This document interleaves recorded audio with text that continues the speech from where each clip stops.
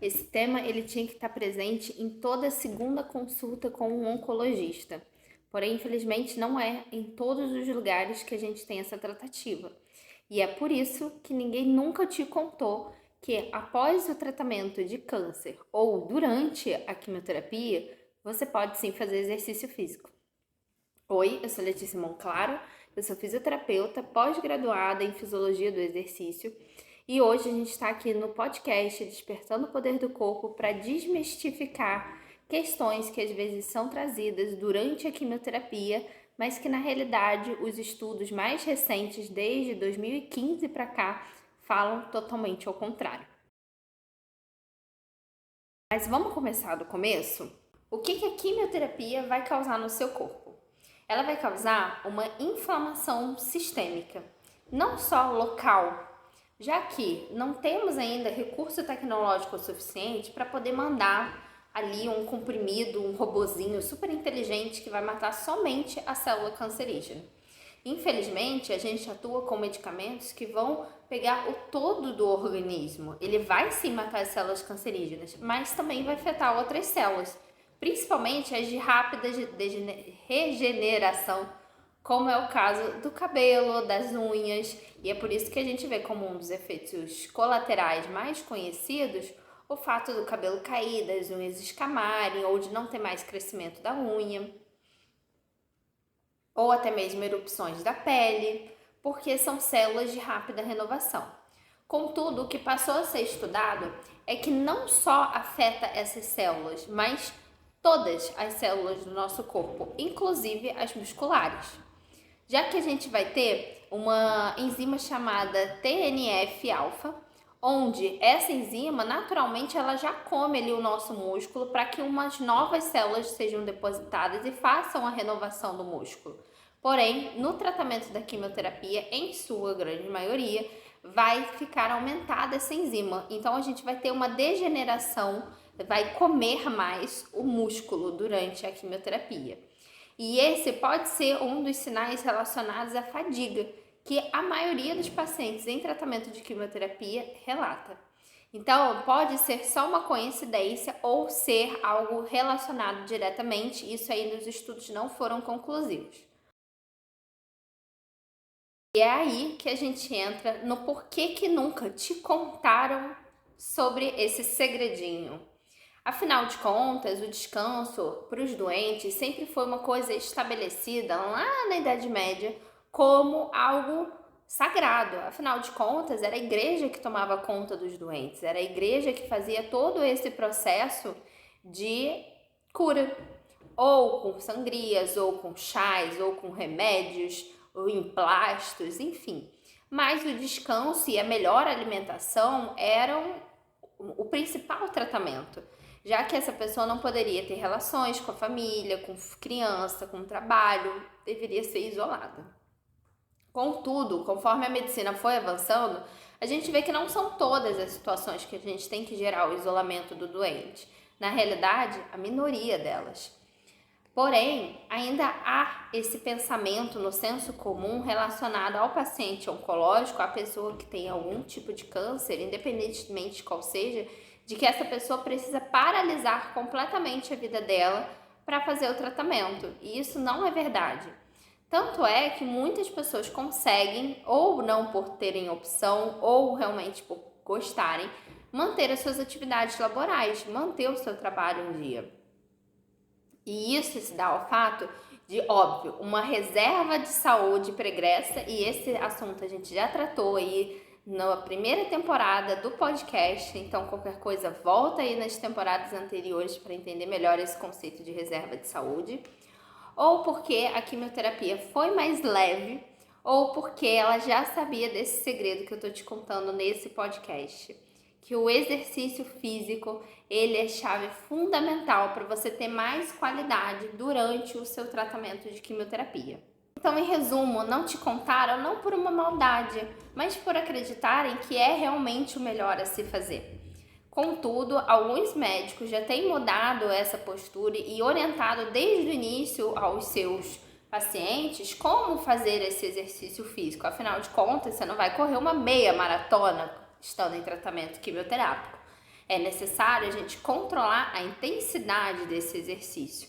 Então, eu não vou chegar fazendo exercícios de média a alta intensidade. Eu tenho que manter o limiar mais baixo, mas ainda assim manter um estímulo muscular eficiente, manter a mobilidade, fazer um alívio das dores e trabalhando em conjunto a respiração. Assim, além da gente tirar o foco do problema, e a gente já vai entrar nesse tema mais profundamente daqui a pouco, eu consigo fazer com que essa pessoa tenha ativações precisas muscularmente falando, e assim o músculo não entre em franca degeneração, ele não entre em franca falência, vamos colocar assim, porque dificilmente o nosso músculo vai falir do dia para a noite.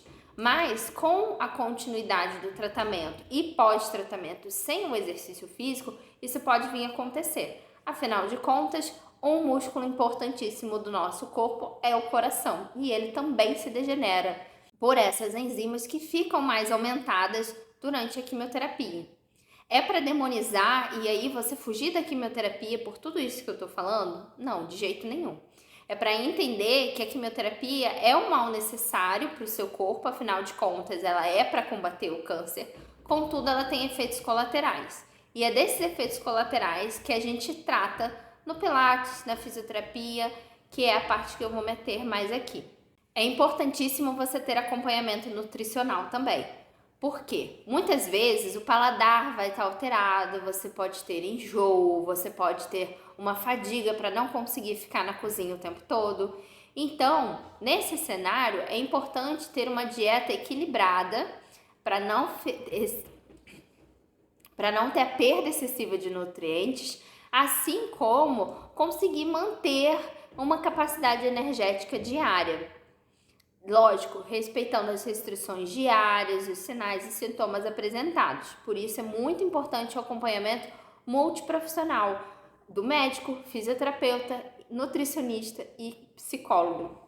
Alguns serviços, como o INCA, oferecem isso com grande excelência, mas em outras cidades, principalmente mais para o interior, a gente não tem toda essa estrutura. Então é importante que você procure dentro do plano de saúde ou na própria rede SUS ou particular esses serviços para poder ter uma qualidade de vida melhor. Não é porque você está em tratamento quimioterápico que você não vai ter qualidade de vida. Hoje em dia, uma coisa não está dependendo da outra. Vai ter sim sinais, porém eles são atenuados com boas práticas, tanto de alimentação quanto de exercício físico. Anteriormente, eu falei rapidamente sobre a gente ter o viés psicológico dentro do exercício físico. Afinal de contas, uma coisa que é importante, apesar de óbvia, mas é importante ser reforçada, é que você não é só o seu tumor, você não é só o seu câncer, você não é só a quimioterapia. Você é uma pessoa que tem sonhos, que tem vontades, que tinha desejos e planos antes desse diagnóstico. Você é uma pessoa com gostos e desgostos. Você é uma pessoa que tem vontades além de ficar bem. Então, não precisa viver em função de. É importante, óbvio, calibrado junto ao médico ou fisioterapeuta, entender quais atividades você pode estar realizando ou uma forma de reorganizar as atividades que você já tem que fazer para conseguir manter qualidade de vida e a funcionalidade nesse período. Porque senão não há cabeça que aguente. Você vai ficar estressado, você vai ficar cada vez mais sedentário, paralisado e com isso vai aumentar as dores e as consequências para além do tratamento do câncer. Estudos já têm mostrado que no primeiro mês de quimioterapia as pessoas perdem em média 2 kg de músculo, as que não se exercitam. As que se exercitam têm uma taxa ínfima de perda. Essa é uma grande diferença que vai aumentar a sua sobrevida. Não só pelo fator fisiológico, mas como eu vinha dizendo, o psicológico. É um lugar, por exemplo, a sala de pilates, de socialização, de falar sobre outros assuntos, de criar novas amizades. E é exatamente que eu vejo isso acontecendo na clínica. Não só relacionado à oncologia, mas também a outras doenças e até mesmo doenças crônicas, como a fibromialgia, como que essa socialização ali na sala do pilates faz uma mega diferença e cria realmente amizades para além do exercício físico. Porque você vê que tem afinidade, você vê que tem assunto em comum, e aí você dispersa desse universo tratamento do câncer. Muitas vezes os outros colegas não vão nem saber que você está fazendo esse tratamento e, portanto, você tem a oportunidade de voltar a ser você mesmo. Em prática, o que você ganha fazendo Pilates durante a quimioterapia? Você vai ter uma redução dos efeitos colaterais, então mesmo que não seja total, ele abaixa um pouco o volume. Você vai ter uma menor perda muscular efetiva, além de ter um lugar de distração, de abstração, o que faz muito bem para a cabeça, assim como evita complicações devido ao tratamento do câncer, assim como você vai conseguir ter um melhor resultado, uma melhor chance de sobrevida que alguns estudos têm trazendo. Ainda não é um consenso sobre o exercício físico, ainda existem algumas contraindicações, eu vou deixar aqui nesse quadrinho um resumo, então se você quiser ler é só parar o vídeo um pouquinho. Se você está escutando só o áudio, essa tabelinha vai estar no meu Instagram, @doutora-Letícia-Monclaro, junto da chamada para esse episódio. Sendo assim, você pode ter visto que são pouquíssimas as exceções. A gente está falando de febre, inflamações ou sintomas de maior gravidade, onde a gente está falando de uma fadiga extrema, que a pessoa não consegue levantar da cama, também das anemias. Um fator que eu botei ali como atenção é quando a gente está falando das metástases, principalmente as ósseas. Nesse cenário, é importante tomar ainda mais cuidado com o impacto dos exercícios e a gente já entra numa outra seara chamada cuidados paliativos, onde a gente está tratando a pessoa com um nível ainda mais baixo de esforço e visando cada vez mais o conforto. Não, você não precisa viver uma vida esperando a morte, você pode viver o tempo que você tem. Afinal de contas, nem eu, nem nenhuma outra pessoa, por mais saudável que seja, temos a garantia do tempo que ainda nos resta. Isso não é comprável e nem programável. A gente só sabe que um dia vai acontecer. E esse é um outro fator super importante, que é refazer os acordos com você mesmo. Já que quando a gente tem um diagnóstico mais complexo, muitas vezes a gente entra em guerra consigo mesmo. Por que isso está acontecendo comigo? Por que meu corpo está fazendo isso comigo? Por que eu? E é importante a gente entender que não é o corpo contra a gente é o nosso corpo. E não tem como separar disso. É assim que a gente veio à Terra e assim que a gente vai embora, seja lá qual for sua crença.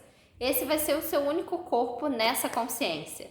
Então, é importante cuidar dele, refazer os acordos para poder seguir juntos nessa caminhada com a melhor qualidade de vida possível. Esse último bloco é fundamental para a gente esclarecer ainda mais a necessidade do exercício físico. Você que já acabou o seu tratamento da quimioterapia também precisa voltar a fazer atividade física ou começar uma. Afinal de contas, a gente está falando de uma perda muscular que não cessa somente ali no período da quimioterapia. Quantas pessoas acabam a quimioterapia, mas continuam com efeitos colaterais dela mesmo após 2, 3 anos? Muitas.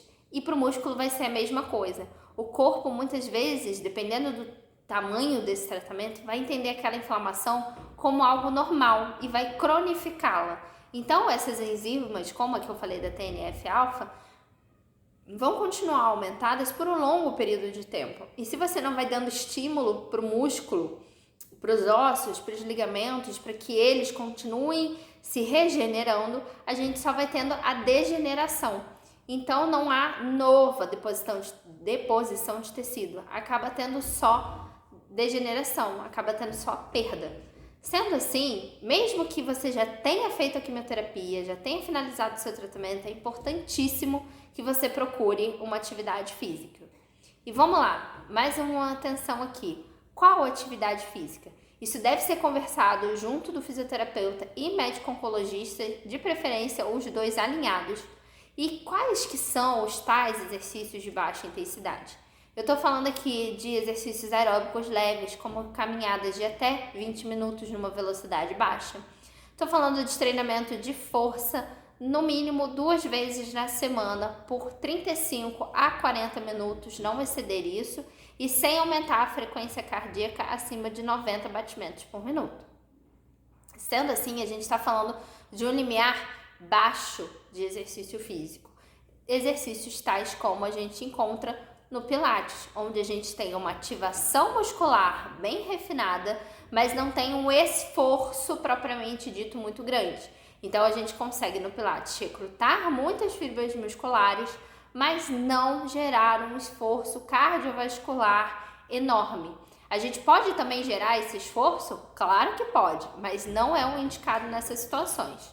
No pós-quimioterapia, não tendo reemissão, aí a gente pode aumentar os limiares de acordo com a tolerância do paciente. Caso não seja essa situação, a pessoa ainda esteja muito fadigada, ainda esteja com efeitos colaterais remanescentes, é importante que a gente vá respeitando ainda esse limiar e ganhando aos poucos essa resistência novamente. Agora, então, o que você pode fazer? Existem 2 cenários. O primeiro, onde você está em quimioterapia, e aí é fundamental que a equipe multidisciplinar entre médico, fisioterapeuta e nutricionista conversem entre si para passar melhores estratégias de acordo com o seu câncer, com o nível que ele está, com a quimioterapia, os efeitos que a sua quimioterapia pode gerar. Mas não abandonar esse processo, que pode ser, caso você nunca tenha feito um exercício físico, uma grande descoberta de si mesmo, um despertar do poder do corpo.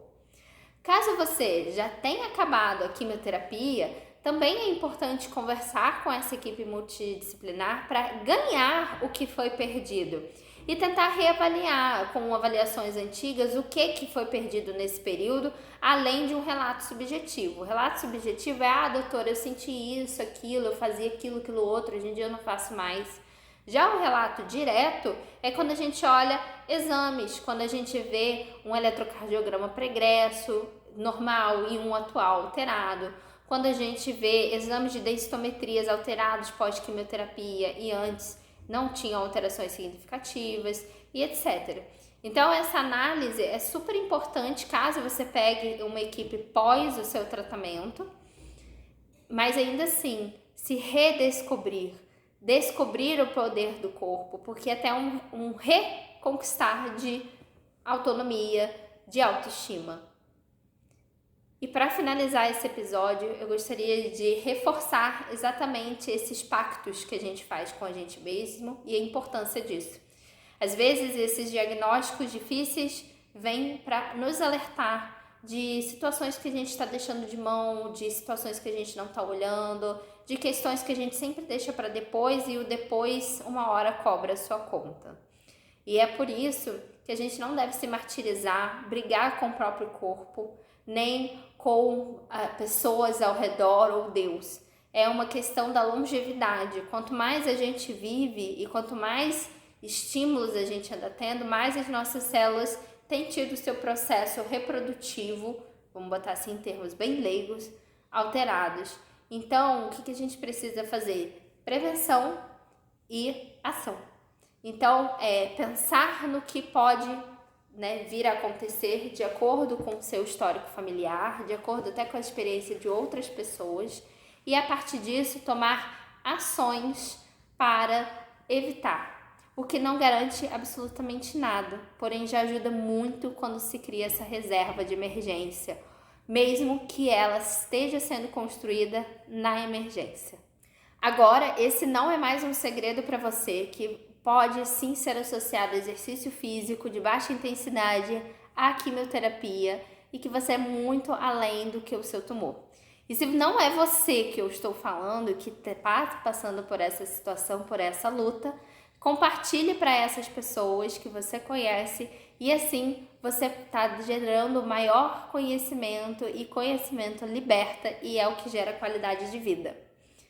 Foi um prazer estar aqui com vocês nessa nova temporada com episódios semanais que você pode escutar em todas as plataformas de áudio pesquisando Despertando o Poder do Corpo ou meu nome, Doutora Letícia Monclaro. Qualquer interação será super bem-vinda. Estou disponível em todas as minhas redes sociais, também como @Doutora Letícia Monclaro. E assim finalizamos mais um episódio de podcast.